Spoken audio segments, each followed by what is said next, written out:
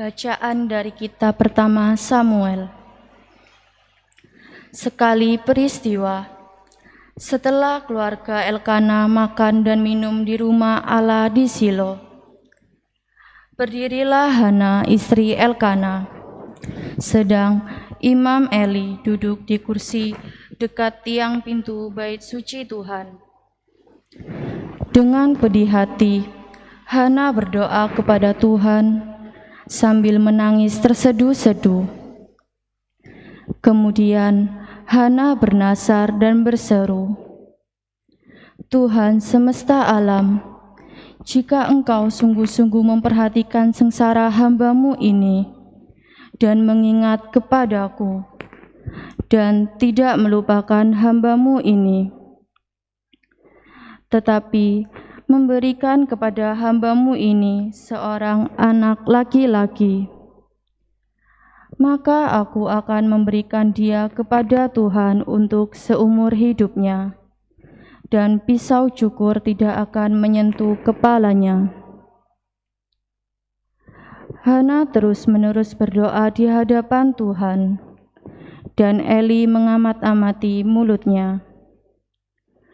Oleh karena Hana berdoa dalam hati, dan hanya bibirnya saja yang bergerak-gerak, sedangkan suaranya tidak kedengaran, maka Eli menyangka Hana itu mabuk. Eli lalu berkata kepadanya, "Berapa lama lagi engkau berlaku sebagai orang mabuk? Sadarkanlah dirimu dari mabukmu itu." Tetapi Hana menjawab, "Tidak, tuanku, aku tidak minum anggur ataupun minuman yang memabukkan. Aku ini seorang wanita yang sangat bersusah hati. Aku sedang mencurahkan isi hatiku di hadapan Tuhan. Janganlah anggap hamba-Mu ini seorang wanita dursila. Karena besarnya cemas dan sakit hatiku, aku berdoa demikian lama."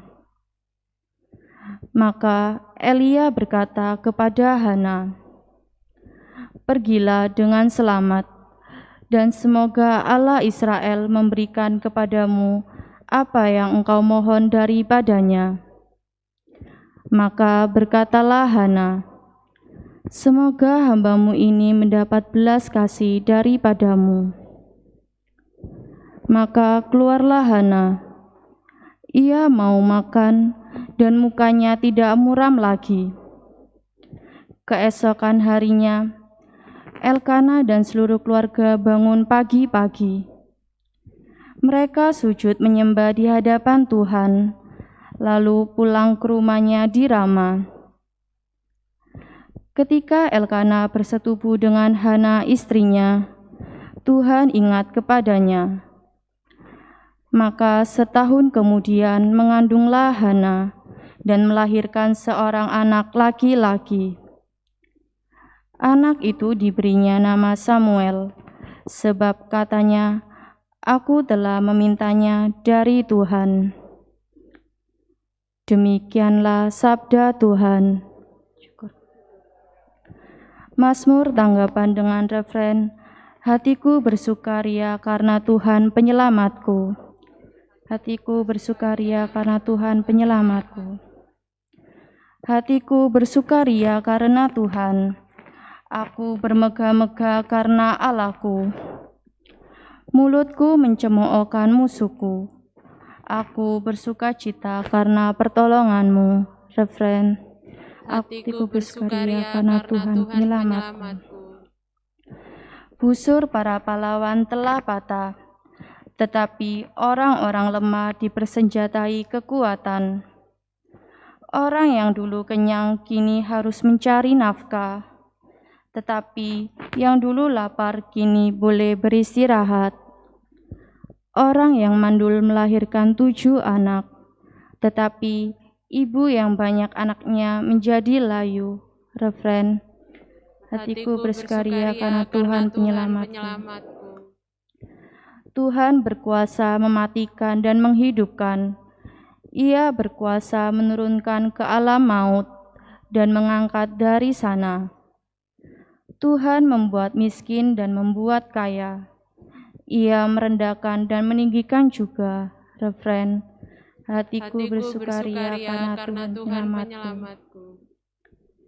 Ia menegakkan orang hina dari dalam debu dan mengangkat orang miskin dari lumpur, untuk mendudukan dia di antara para bangsawan dan memberi dia kursi kehormatan. Refren, hatiku bersukaria karena Tuhan penyelamatku.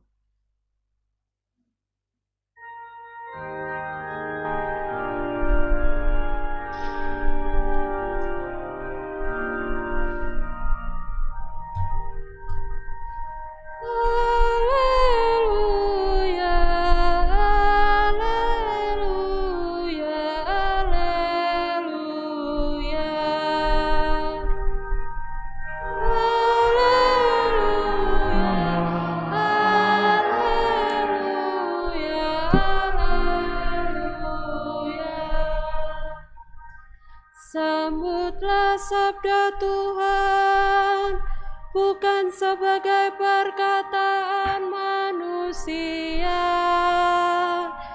melainkan sebagaimana sebenarnya, sebagai sabda Allah.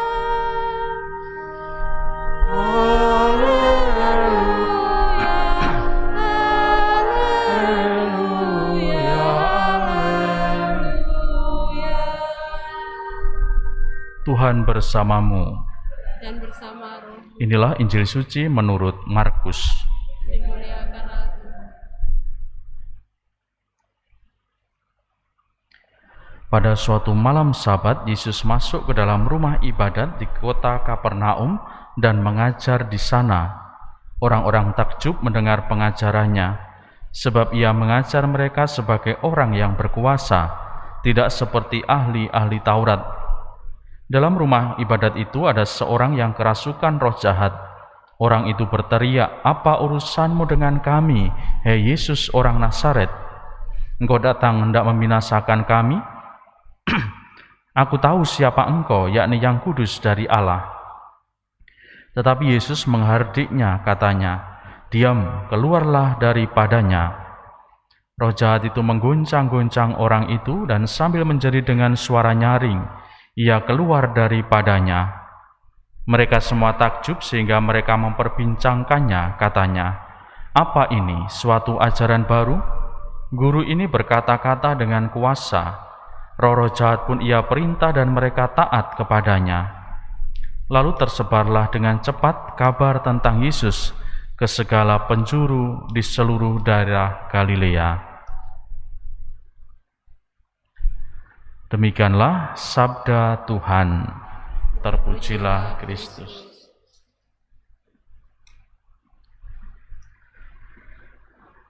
Saudari-saudaraku, Yesus mengajar sebagai orang yang berkuasa, dan bagi kita tentu itu bukan menjadi persoalan karena kita sudah percaya sungguh kepada Yesus. Namun demikian, bisa jadi sebenarnya apa yang menjadi kuasa Allah yang terjadi dalam hidup kita, bahkan melalui pengajaran Yesus, bisa kita pahami, kita mengerti, namun kuasanya tidak ada atau bahkan tidak berkuasa sedikit pun. Karena apa? Karena tentu kepercayaan kita, kepasrahan kita tidak benar-benar lahir dari kepercayaan itu.